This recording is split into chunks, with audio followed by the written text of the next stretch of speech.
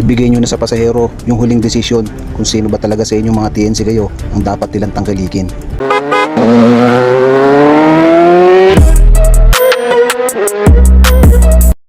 Magandang araw mga boss, magandang araw mga kadaan ko. Eto na pick up ko. 1 oras at kalahati kong dinali. At ayun na nga, kailangan talaga nating magbaon ng haba ng pasensya dahil kung hindi, sasakit ang ulo natin. 1 oras at 2 minuto sa apps, pero 1 oras at kalahati ko yan binyahe. Marami na naman ako napapanood about sa mga kaltasan ng komisyon, kung sino ba ang mataas at kung sino ang mas mababa. Base sa nakikita ko sa mga TNC, nagpapababaan sila ng pamasahe. Dahil ang katotohanan, lahat sila ayaw mawala ng pasahero. Takot silang mawala ng pasahero, pero parang hindi sila takot mawalan ng mga driver.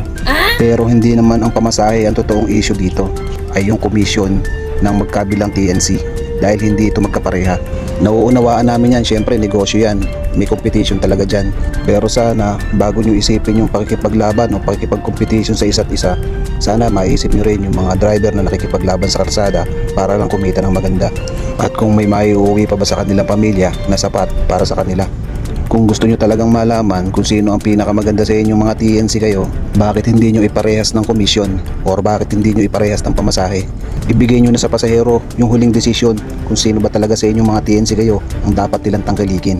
Dahil sa totoo lang, sa kakakompetisyon nyo sa isa't isa, kaming mga driver dito ang nahihirapan.